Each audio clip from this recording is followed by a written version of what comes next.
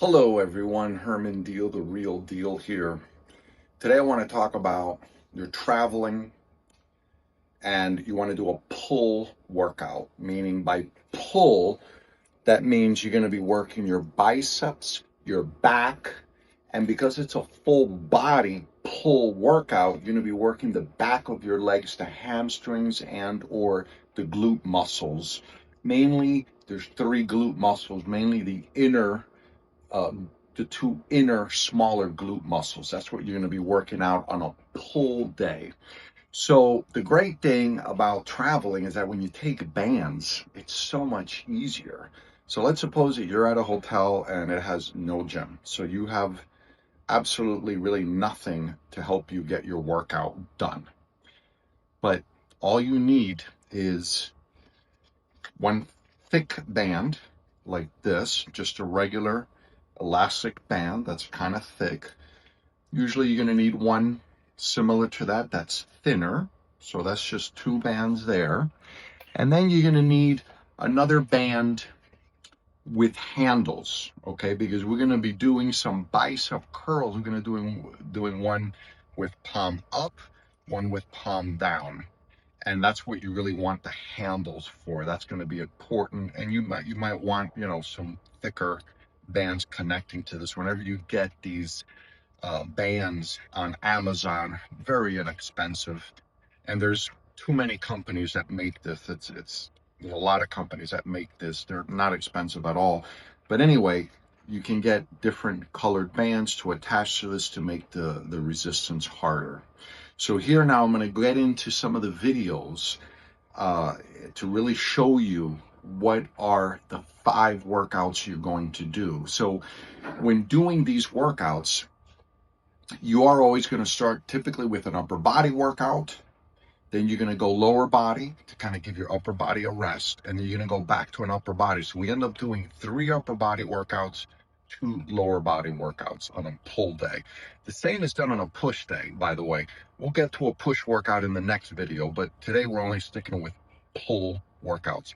So that's going to be 3 upper body, 2 lower bodies. You want to do an upper body first, then a lower body, then an upper body, then a lower body, and then the last upper body. Only 5 exercises, and you're getting to muscle failure. You're only doing 1 set.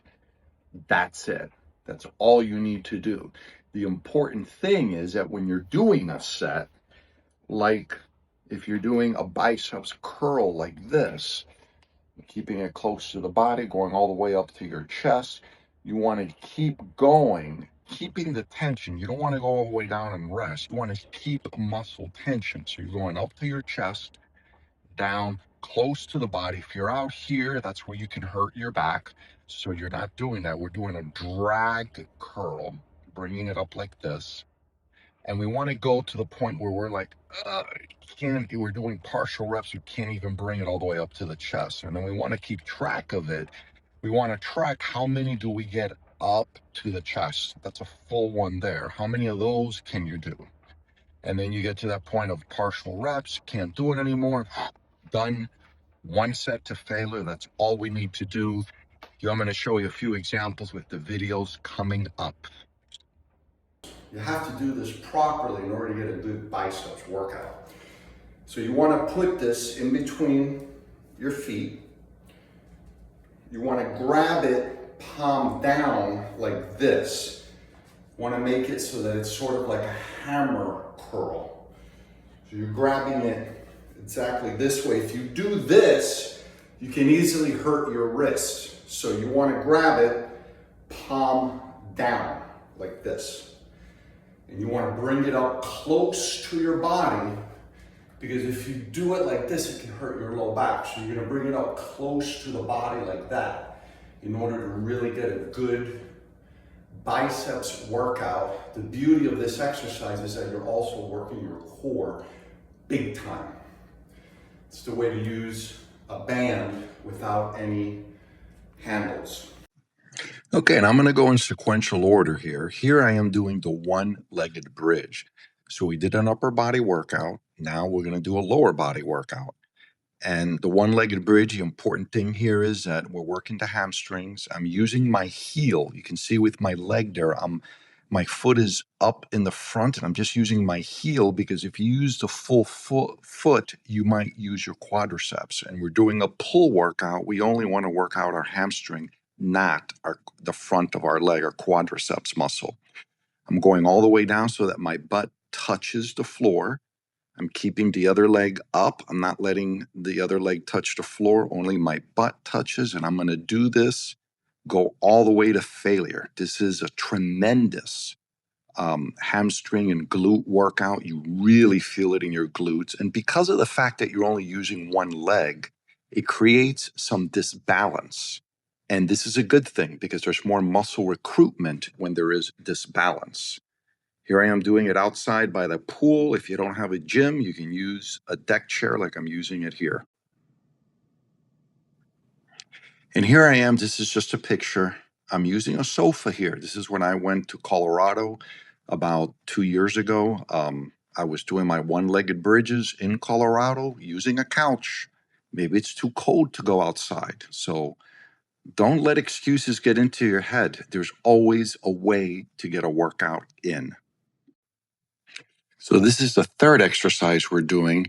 We're using the handles, palms up now. Remember, the first one we were using a band, but we were doing it like a hammer curl. This now is completely palm up. And this is because, again, we're traveling. There's no other equipment. So this is what we're left to do. But again, we are going to go to failure. We're going to keep our hands close to our body so we don't use our lower back. And you can see here, I really get to fail. You see, I'm getting up to my chest there, like up to my nipples. You're going to see here, maybe on this rep, I still made it to my nipple there. The next one here, I don't quite make it all the way, doing partial reps, really, really getting to complete muscle failure. A little bit of creativity. We can wrap a band around the post here and get a really good hamstring workout. I do this on a pull day. I'm going to work the back of my legs. Get into good posture here. Really pull my leg back.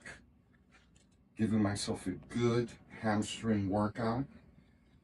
When using bands, you want to go a little bit slower than normal. Take about 2 seconds to go back, 2 seconds to go back in. And I'm only going to do one set. I'm going to do one set to failure. That's all you need to do to stimulate muscle growth. But as you can see, I'm not at a gym. And this is just a great way to get a good workout on your hamstrings. It's also fantastic if you have a knee injury. I've had 2 knee surgeries. Occasionally I get knee pain, but because the leg is perfectly straight, you're able to get a good workout without bending the knee. And that's great for those who have a knee injury. Okay, so we've done 4 exercises so far. We just finished the leg, so we're going to go back to the upper body. Here I am setting up and making sure the resistance is more or less the same on either side so that it's even on my arms. And now we're doing a palm down biceps extension. Same format, same frame that we did with the other 2 upper body exercises, except now it's palm down. This is going to work more our brachial radialis muscle. You're still getting a great core workout, still working out your biceps and your back. Again, because we don't have a gym, we end up doing this. If I had a gym, I'd be doing pull-ups, chin-ups, but we're not there. This is a traveling workout. So this is what you do. And here again, I'm going to go to failure. There, I didn't quite get it up to my chest. Of course, palm down is a little bit harder to do. We might use less bands, less tension. So there you have it. The 5 workouts to do on a pull day when you're traveling. This all goes with Occam's razor philosophy. I teach men over 40 how to do workouts that are efficient and that are easy to follow, easy to do. Simple is king. If it's simple to do, you're way more likely to do it, even when there's no gym. So all we need to travel with is one band that's a little bit thick, one that's a little bit thinner, and one that has some handles. Simple, simple is king. This is what to do. This is the way to travel and still get your workouts in. Those 5 exercises, because it only takes what, a minute, 2 minutes max to do, depending on how long it takes you to get to muscle failure. You're only doing 5 exercises. Maybe you rest a minute or two in between. These workouts should take no more than 15 to 20 minutes. You get it done quickly. No excuse. Stop it with the excuses. Sometimes what you really need is a system in place to make things simple enough so that you do it. If you need help with this, reach out to me. I'll be happy to get on a Zoom call with you. We can do a one-on-one Zoom call. We can go through these exercises via Zoom so you really get an even better visual and really understand how to do it. I'll be happy to help you. Thank you for watching this week of Subconscious Fat. I'll be coming out again with the push workout traveling video next Monday, and Thursday I'll be out with Mr. Skeptical. Bye.